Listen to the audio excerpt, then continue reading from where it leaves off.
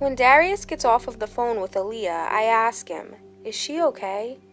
He shakes his head. "Nah, not really. First, she finds her brother dead, and then she witnesses Frankie being murdered right before her eyes by the..." He suddenly stops, like for some reason he just can't bring himself to say her name anymore. "The Tooth Fairy?" I finish for him. "Yeah." "Well, at least now she believes us," Marcus butts in. "So did she say she'll help us stop her?" "No, she didn't say much besides that she saw her and that now she believes us. I think she was in shock." Mom and Dad come in and take a seat on the edge of Darius's bed. Dad lowers his head for a moment, like he's got something bad to tell us. Little does he realize we already know what happened. Mom places her hand softly on his back. "Do you want me to tell them?" He shakes his head, removes his glasses, and wipes something, which I'm pretty sure is a tear from the corner of his eye. "Frankie died last night, the same way that Jerome and Ty did, by spontaneous combustion. The police want to talk to you guys again. They seem to think that maybe you all came into contact with something that is causing this to happen." As Dad goes on talking, I think to myself, yeah, we did come into contact with something alright, but it's nothing like what the police are thinking. Once he's finished, he looks over at Darius. "But what the cops can't seem to figure out is why Frankie's body was discovered in Aaliyah's bedroom. Do you have any idea why he would have been over there in the middle of the night?" Darius shrugs his shoulders. "Nah, I don't know." "So Frankie never mentioned anything about the two of them dating?" "No, he never said anything like that. But now that you mention it, those two were always bickering back and forth. Maybe they did like each other and just didn't want any of us to know about it." "Alright, well, Marcus, your mother's on her way over to pick you up, and after breakfast, I want the two of you to get dressed because we're going down to the police station." Then Mom gives us all a hug and walks out, but before Dad leaves, he turns to me and says, "See, Bud, I told you that Jerome and Ty both passing away on the same night that they lost a tooth was just a coincidence." "But Dad, Frankie did lose a tooth." He looks at me confused. "Malik, Frankie was 15. You lose all of your baby teeth long before that." "But it wasn't a baby tooth. Aaliyah accidentally knocked one of his teeth out when we were at the basketball court yesterday."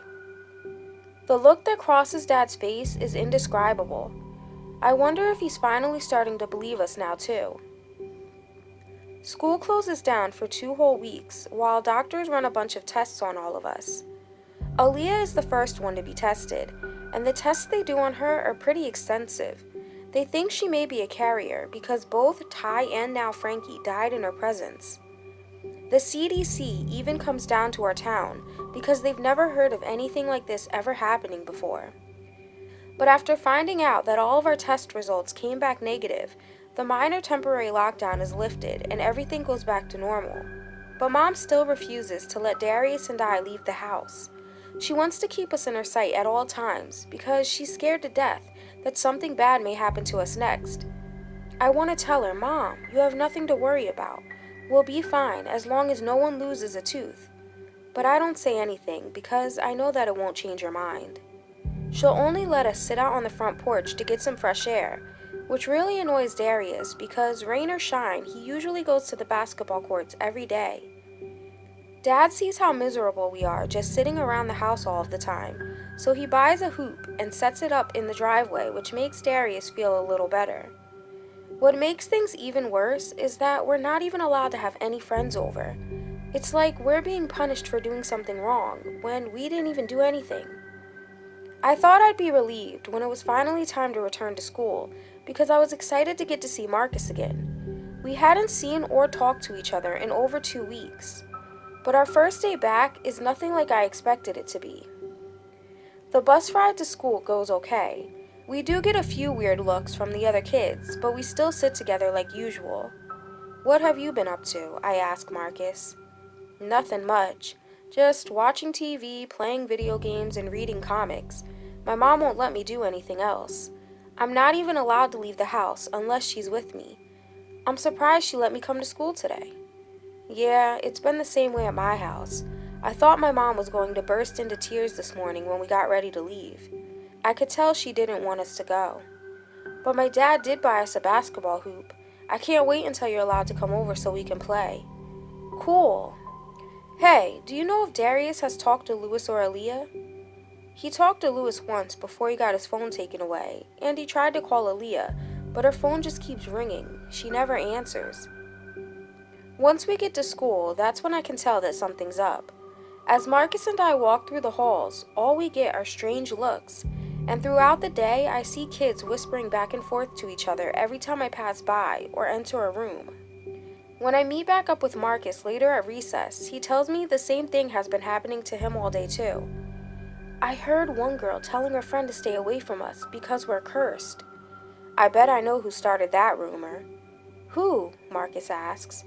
That jerk Anton. You know his older brother Monty goes to school with Darius and Lewis, and for some reason him and his crew can't stand them. Probably because Darius and Lewis are cooler than they are, Marcus replies. Yeah, probably. And I overheard Darius talking to Lewis on the game one day, and they said something about Monty having a crush on Aaliyah, and apparently he got really mad when he found out that she started hanging out with us after Ty died. Once recess is over, Marcus and I go our separate ways and head back to class, only to deal with more of the same crap for the rest of the day. Then later that afternoon when I get home, I tell Darius what happened, and he says that his day went the same way. And the gossiping and bullying only gets worse for all of us after that. Lewis and Darius are older, so I'm sure they can take care of themselves. Darius tells me not to let it bother me and to stand up for myself, or tell my teacher or mom and dad, but everyone is already going around saying that I'm cursed. I don't want to be called a tattletale too. After a few weeks of it continuing to go on, we all finally decide that it's probably best we stay away from each other for a while and not be seen around together, so people don't think it's just our group of friends that's dying. Darius thinks we should hang out with other people, because every time someone sees us together, it will just remind them that 3 of us are dead, and with that happening, the rumors will never stop spreading. But if we hang out with other people, everyone might forget about what's been going on and leave us alone. We still talk to each other in secret, like on the phone every few days, and sometimes Marcus and I will meet up in the bathroom at school to talk for a couple of minutes and catch up. Months go by and things are going pretty good. It almost starts to feel like everything that has happened was all just a bad dream. Until one morning, I get on the bus and see Marcus sitting there looking upset and teary-eyed. I walk past him and sit in a seat 2 rows back. As the bus starts making its way to school, I keep glancing over at Marcus, and it looks like he's wiping tears from his eyes. I get a horrible feeling in the pit of my stomach. I really want to go over there and ask him what's wrong, but at the same time I don't, because everyone has finally stopped calling us cursed, and I'm worried that if they see us talking to each other again, then all of the bullying will start back up. Maybe I should just wait until after school to call him and find out what's up, I think to myself. But something inside of me is telling me to just go over there. So finally I do. I sit down next to him, but he's got his head leaning up against the window and doesn't even bother to look at me. Hey Marcus, what's wrong? He wipes another tear from his eye, then turns and looks me right in mine. Then he opens his mouth and wiggles one of his front bottom teeth back and forth. It just started to wiggle. I've been trying not to think about it. But every day it's been feeling looser and looser, and I know it's going to fall out any day now. I try to think of something to say that I know will make him feel better, but I can't. So I just tell him, "Don't worry, we'll think of a way to stop her." "Yeah, okay," he replies. That day at school, every time I see Marcus, he has a somber look on his face, and I know it's because he can sense that he's going to meet his doom very soon, and there's nothing he can do to try to change that fact. That afternoon, when I get off of the bus, I race home so that I can talk to my brother. I find him outside playing ball in the driveway. "Darius, we've got a problem." "Oh yeah, what's that?" "Marcus has a loose tooth. We have to do something." The ball goes rolling down the pavement as he gets distracted by what I just told him and forgets to catch the rebound. He chases after it and then rushes back to the yard before Mom catches him. "Malik, I want to help. I really do. But I don't know what we can possibly do." Please, Darius, we have to think of something. We can't let her get him. Okay, I'll call Lewis and Aaliyah now to tell them what's going on. So he calls them both and makes plans to meet up with them in an hour at some abandoned building downtown so that nobody sees us all together. Then I call Marcus and tell him when and where to meet. Once I hang up, I ask Darius, now how are we going to sneak downtown without Mom knowing? Her and Dad are getting ready to leave to go grocery shopping.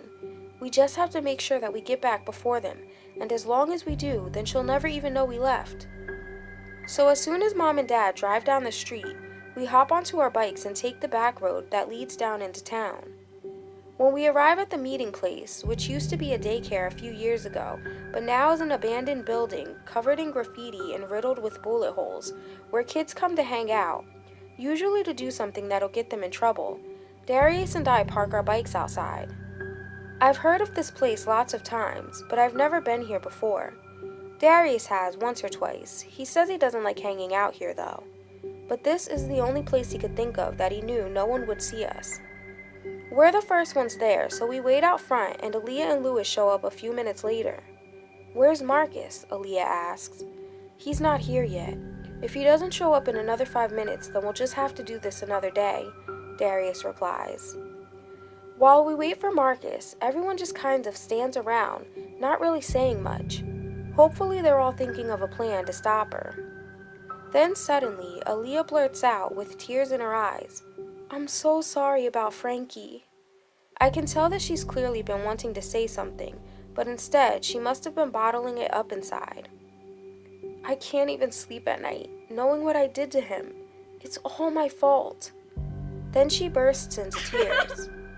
Darius walks up to her and rubs both her shoulders, trying to comfort her. No, it's not your fault. You didn't believe us, but no one did. There's no way you could have known. And we all were there. We saw what happened. You threw the ball before he even turned around. It was just an accident, and none of us blame you for what happened. Okay, she says, as she wipes the tears from her eyes, just as Marcus walks up, looking all sad and gloomy, like he knows he's as good as dead. We gotta make this quick. My mom is taking a nap, but she'll be up pretty soon. I've only got about 40 minutes. Aaliyah pushes open the wooden gate that's nearly hanging off of its hinges, and I cringe at the high-pitched creaking sound it makes. Darius puts his arm around Marcus's shoulders, and as we walk inside, he tells him, It's okay, you don't have to worry. We're going to think of something. Then he asks to see his tooth, so Marcus opens his mouth and wiggles it with his finger for everyone to see. Oh, that thing is barely moving. Really? You think so? Marcus asks, with a slight bit of hope I hear coming back to his voice. Hold on, let me look at it, Aaliyah says, getting closer. Yeah, that thing is hardly budging. You're just psyching yourself out. I get it. I would be too if I had a loose tooth. You probably have at least a couple of weeks before it falls out. Just make sure to stay away from anything hard and crunchy, especially apples.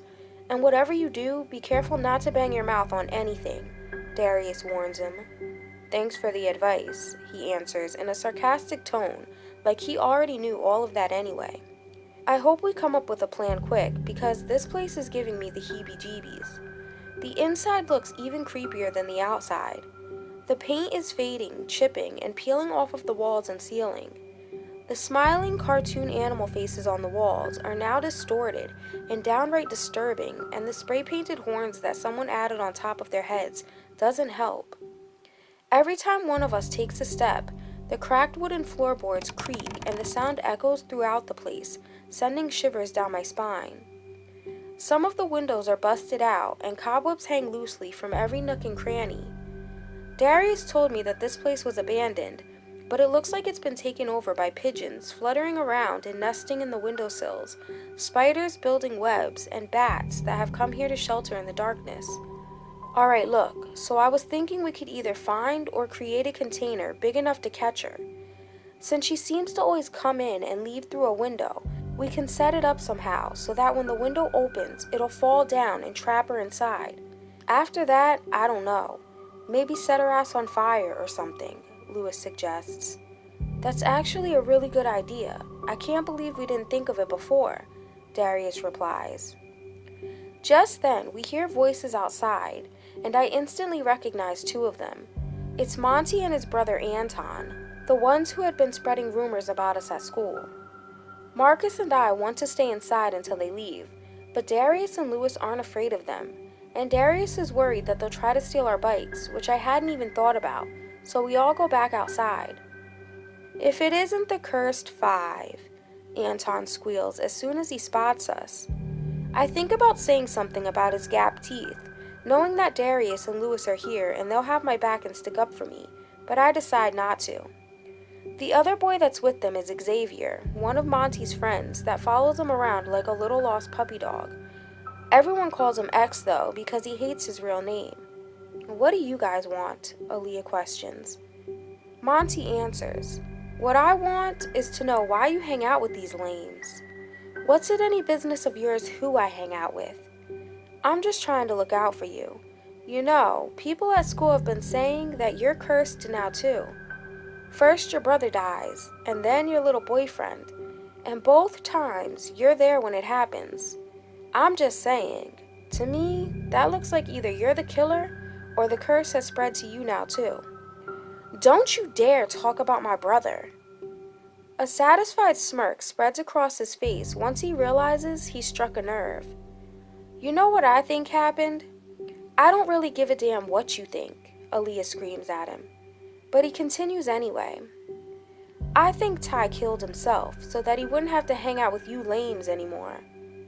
My heart starts to beat out of my chest as Aaliyah balls her hands into fists and takes a step toward Monty. But before she even has the chance to do anything, Darius steps forward and shoves him. He goes flying across the dead dry grass right into the pricker bushes. As he walks over to him, he shouts, "You know what I think? I think you're jealous that she's hanging out with us and won't pay you any mind. And everybody already knows you have a little schoolboy crush on her, and she doesn't even know you exist." The look of embarrassment on Monty's face as he glances over at Aaliyah and she turns the other way is so obvious that I'm shocked. I never thought I'd witness a look on his face like that because he's always acting so tough. But the next look that comes across his face is one that I'm used to seeing. It's one of pure anger. Then he gets up. After that, all hell breaks loose. I don't even know who throws the first punch because everything is so chaotic. Darius is fighting Monty, Lewis is fighting X, and Aaliyah's trying to break it all up. I turn to Marcus. "Go hide inside." "Well, aren't you coming?" "Yeah, go. I'll be right behind you." So he turns and starts running into the building when suddenly a fist slams into the left side of my face. Stars blur my vision for a few seconds, but I quickly shake it off. Then I turn and see Anton standing there waiting for me to react. I narrow my eyes at him, and when he sees me raise my fists into the air, his eyes widen in fear. I guess he wasn't expecting me to retaliate. I throw a punch and hit him in the nose, causing a stream of blood to start flowing. Then he throws another punch, but I dodge it and hit him again, this time in the stomach. He takes a few steps back before asking, "Is that all you got?" Which only makes me even angrier than I already am. I charge at him, expecting him to move out of the way, but like the dumbass that he is, he just stands there, and I go plowing into him, and then we both fall to the ground. My adrenaline is pumping as determination to beat these jerks and rage take over. I start punching him in the face, my fist connecting with his jaw, then his nose, then his eye. By the time I'm done and climb off of him, there's blood on my knuckles and a bruise is already forming above Anton's right eye. This was my very first fight. I've never punched anyone before besides my brother whenever he annoys me. The good news is that we beat their asses. The bad news is that Lewis ended up with a chipped tooth. Once Monty, X, and Anton run off, threatening to come back with more people, Lewis immediately starts to panic. "Shit! What am I gonna do now? This means she's coming to get me tonight." "Calm down," Aaliyah tells him. "We already have a plan. We'll just have to put it into action sooner than we thought, that's all." "Calm down." "Yeah, that's easy for you to say. You're not the one standing here with half of your tooth in your hand. I thought he was going to be the next one to go, not me. he says, glancing over at Marcus. Really, Lewis? That wasn't cool, bruh, Darius says. Marcus solemnly looks down at his watch. I gotta go. I'll talk to y'all later. We all head home after that. Luckily, we make it back before our parents and have just enough time to get cleaned up and change our clothes before they walk through the door. I'm worried that Monty and Anton will tell their parents what happened, and then Mom will find out that we left the house and we'll get in trouble, but Darius doesn't seem too troubled by it. He tells me that he doesn't think they'll say anything. I hope not. So later that night, we put the plan into action, which is kind of hard to do with us all being separated. But I spend the night in my brother's room and we communicate with everyone over the phone and through the headset to the PlayStation, instructing Lewis to leave his window unlocked, and then to rig it with a knife, duct taped to it so that if it's even lifted the tiniest bit, it will cut through a piece of string that's attached to the ceiling, like a makeshift pulley system. And then the container, which is a pot because that's the only thing Lewis could find at his house, will drop and hopefully trap her beneath it. Marcus is there talking to everybody at first, but his parents make him cut off his electronics when it's time for him to go to bed, so he gets off the phone and game at 10 p.m. Then it's just Lewis, Aaliyah, me, and Darius. Around midnight, we all start to get tired, but we force ourselves to stay awake, and then we lose contact with Lewis when his phone dies. Darius tries to contact him again through the game by sending him friend invites, but it says that he's offline, which can only mean one thing. We peek out the window, expecting to see police lights flashing down the street at his house any minute when his mom walks in and finds him, but they never do. And when the alarm goes off the next morning, we're already awake. We get up, rush to get ready for school, and then head to the bus stop like usual. When Lewis comes strolling down the street, Darius and I stare in utter disbelief. We were sure he was dead. What the hell, Lewis? What happened last night? We were scared to death that you were dead. My bad. I fell asleep and my phone died.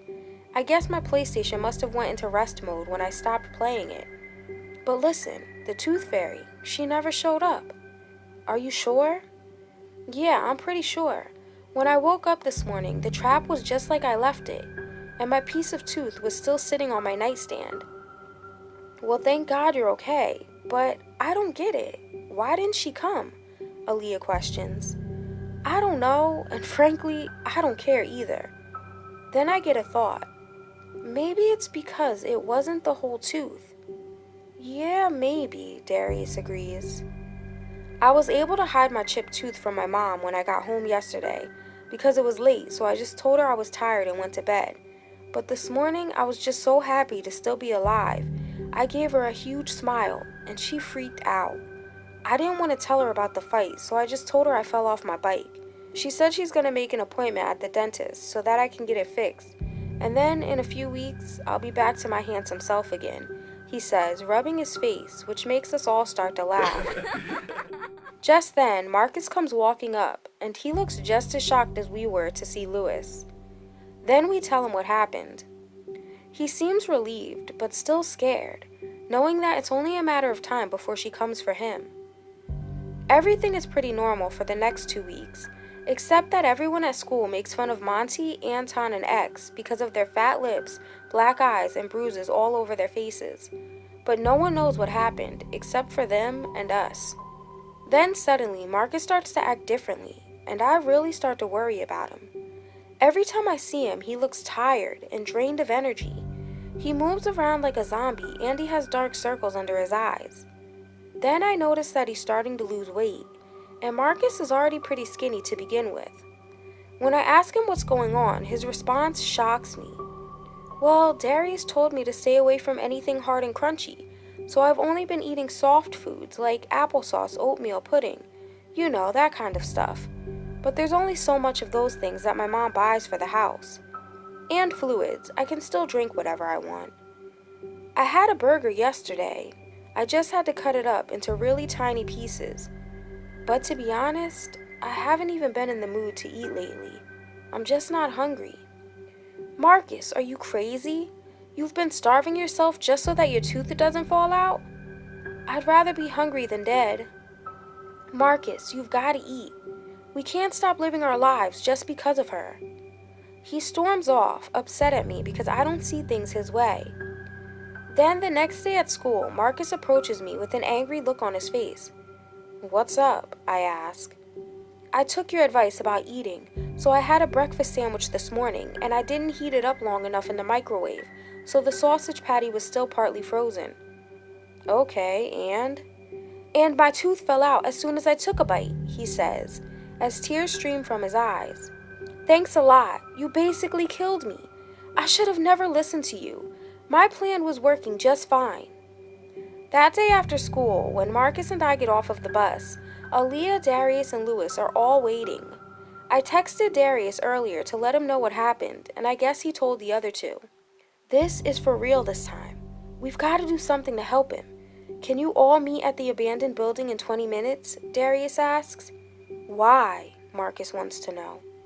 "Because who says she has to come at night? How do we know she won't come as soon as you fall asleep? Maybe then we'll have a better chance of taking her out. Lewis, you make sure to bring the pot to capture her in, and bring a lid too so that we can duct tape it closed once she's inside. There's no way she'll be able to get out of that. And don't forget to grab whatever other supplies we need to set up the trap." "All right." "Aaliyah, you bring a lighter so that we can set her ass on fire." "Okay." "And Marcus, you bring anything you think you'll need to feel comfortable. Your tooth, a sleeping bag, pillow, or whatever else." "Fine, but I don't think this is gonna work." "Well, we already tried the plan with Lewis, and how do we know? Maybe she did show up that night and saw the trap and it scared her away. All we can do is try again." So we all separate and head home. Luckily, Mom has to work late tonight, so she won't be home for a few more hours. And Dad's not as strict as she is, so when Darius asks if we can take a bike ride, he agrees as long as we promise to be back in a couple hours. We arrive at the abandoned building 7 minutes later, and everyone else is already there. Marcus is lying his sleeping bag out on the concrete in one of the rooms that only has one window that thankfully isn't broken, so it makes it the ideal room for setting up the trap to catch her. He has a small round Minecraft pillow that he places his tooth beneath. Then he lies down to take a nap. Lewis and Aaliyah have already started to rig the room so that as soon as the window opens, the pot will drop and trap her inside. Just as we're about to go outside so that Marcus can have a little peace and quiet to fall asleep, Darius pulls out a bottle of NyQuil and a spoon. "Here, take some of this. It'll help you fall asleep faster." Marcus opens his mouth and Darius starts shoving spoonful after spoonful inside. "I think that's enough," I say after the third one. "Just one more," Darius replies. Once we're outside, I ask him, "Why'd you give him so much?" "Because if something bad does happen and she somehow slips through the trap, then at least he won't realize what's going on or feel anything that's happening." 15 minutes later, I go to check on Marcus and he's still up, just staring at the ceiling, clearly still stressed out, so I quietly walk away. Then after another 15 minutes, I check again and he's fast asleep. I tell the others, and then we just wait. But that's when Monty, Anton, X, and now one of their other friends, Hakeem, show up. They haven't given us any trouble since our fight, but I can see in Monty's eyes that he's here for revenge. "Oh, I thought we'd find you punks here. And look, I brought you a little present." He pulls something out of his pocket and throws it on the ground in front of us. "What the hell are those?" Aaliyah screams in disgust. The four of them start cracking up laughing. "Oh, calm down. They're just deer teeth. I went hunting the other day with my dad and he let me keep them. I remember how Lewis acted like such a little baby when my boy X here chipped his tooth." He pauses to pat X on the back. X grins from ear to ear while cracking his knuckles. Then Monty continues, "And how you all told the cops that the tooth fairy killed your friend. Well, you know what? I want to see if the tooth fairy's real. Don't you guys?" he asks his friends. They all laugh and nod their heads in agreement. Then Monty pulls something else out of his back pocket. "Come over here, Lewis. Let me pull out the rest of that tooth for you," he threatens, waving the pliers back and forth in the air. "What in the hell is wrong with you? You're crazy," Aaliyah yells. No, you know what's crazy? That I ever thought I liked a loose-ass chick like you. First it was Frankie, and then as soon as he dies, now it seems like you're awfully close with Darius. If I knew it was that easy to get in your pants, I would have offed your brother a long time ago, Monty shouts back. That's all it takes for Darius to go charging right at him. He tackles Monty to the ground and they start wrestling around, fighting over the pliers. Another all-out brawl breaks loose. As Darius and Monty are wrestling around on the ground, Hakeem runs over and starts kicking my brother. Then Lewis races over, punches Hakeem in the face and throws him off of him. And then X dashes over and starts swinging at Lewis. Now seeing that they're trying to jump him, Aaliyah runs over, leaps onto X's back, and starts pulling at his braids and scratching his face. I turn to look at Anton, and then put my fists up, thinking that he's going to try to fight me again. But when I do, he raises his hands in the air and says, "I'm not going to do anything. My brother made me come. I don't want to fight." I guess after the beating I gave him last time, he's not stupid enough to come after me again. It took over a week for the bruising from our last fight to go away. I look back over at the others fighting and see X prying Aaliyah off of his back screaming, all right, get the hell off of me. I'm not gonna do nothing," as the scratches on his face start to bleed. When she finally gets down off of him, she runs over to Lewis out of breath. "Stop, it's over," she tells him as he pounds Hakeem's face in. Lewis stops and gets up. X starts heading over toward Darius and Monty like he's about to jump in. "Take another step and I'ma start swinging again," Lewis threatens. "Well, get Darius off of Monty then." Lewis, Aaliyah, and I all head over to pull Darius off of Monty, and just as we reach them, Darius finally rips the pliers out of Monty's hand. "How in the hell would you like it if you lost a tooth?" he shouts, smacking Monty right in the mouth with them. I stand there in shock, because I've never seen my brother act so violent. Frankie was usually the one with a short temper. Darius is just about to smack him again, but we all rush forward and pull him off of him. Monty gets up and makes his way back over to where his squad is standing as blood begins spilling down his chin.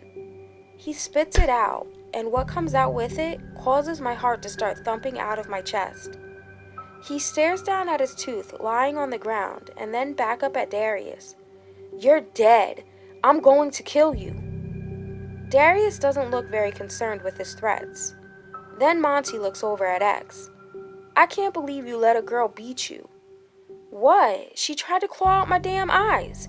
She called you crazy, but she's the one who's a lunatic," he answers as his eye winces when blood drips down his lashes from the scratches on his eyelids. Just as we begin to hear sirens in the distance, Monty and his crew start walking off, but then he stops and turns back toward us. I assume to yell one last threat. "This shit ain't..." He stops mid-sentence and stares right past us, and the look of fear on his face, I know, can only mean one thing, because it's the same look that I had on mine when I saw her for the very first time. "What the hell?" he says as I turn around to look behind me, and just like I thought, there she is. She's fluttering there, looking straight back at Monty, holding 6 fingers in the air, which confuses me because last time we saw her, she was holding up 5. With that same grin that looks even more mischievous in the daylight as the sun passes through her translucent skin, illuminating her psychotic smile to an even more terrifying height.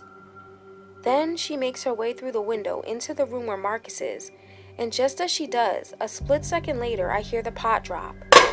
A feeling of relief and joy wash over me as I look at Darius with a smile, then Lewis, and then Aaliyah. I can't believe it. Our plan actually worked this time. Just as Aaliyah pulls out the lighter and starts running toward the building, 2 police cars come speeding down the road, and Monty and his boys go running down a path through the woods while the rest of us all run inside and rush to the room that Marcus is in. When we bust through the door, we see that the pot is still moving and shaking on the ground. That's when we hear the gate outside screech open, and one of the cops yells, "I know you all are inside. I saw you run." Lewis and Darius go out into the hallway while me and Aaliyah stay in the room. I kneel down and start smacking Marcus in the face, trying to wake him up. The first couple of taps don't do it, but when the other cop yells, "What are you all doing in there? We got a call that some kids were fighting down here." "No, sir. We were just riding our bikes and we all kind of crashed," Lewis tells him. I give Marcus 3 good hard whacks, and he jolts awake and asks, "What happened?" I whisper into his ear, "We caught her," pointing to the pot that Aaliyah has her foot on top of, pinning it to the ground. "But the police are here. We told them we got into an accident, so just go along with it." "Isn't that right, Dee?" I hear Lewis asking Darius. He replies, "Yeah, but we're fine. We were just about to head back home." I think that's a good idea. "Who else is in there?" one of the officers asks. It sounds like they're right outside in the hallway now. "Just my brother and 2 of our friends," Darius replies. "Make your way out here," the other cop instructs. That's when me and Marcus stand up, and Aaliyah reluctantly takes her foot off of the pot, and the 3 of us make our way out into the hallway. "You all look awfully banged up," the officer says. "Like my friend said, we crashed our bikes, and we were just arguing over who caused the crash," Darius answers, then smacks me in the back of the head. "Thanks, Malik." Now knowing what he's trying to do, I play along. "Sorry, a stick got stuck in my spokes.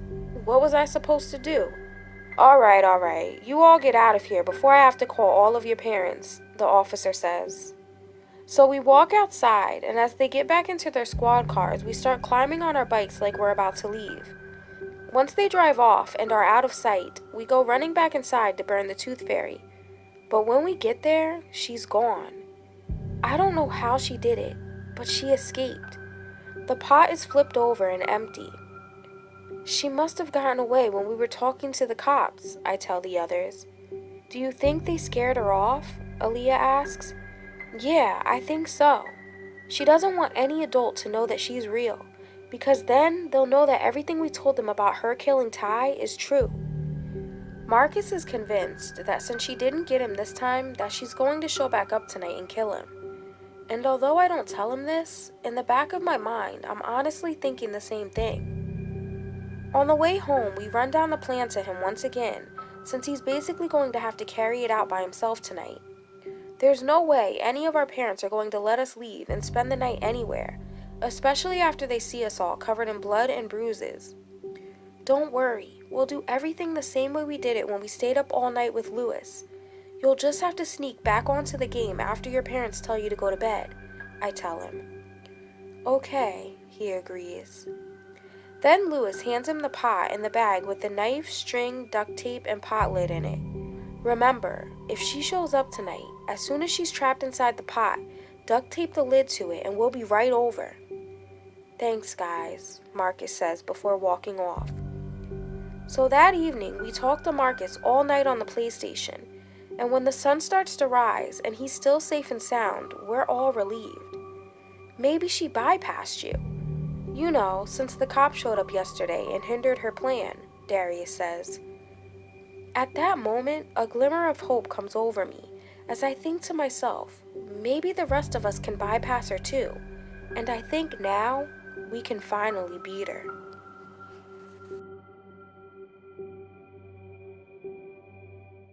Don't forget to subscribe for new stories weekly. See you next time on Nina's Nightmares. Really? You're supposed to click the like button, not me. Ugh.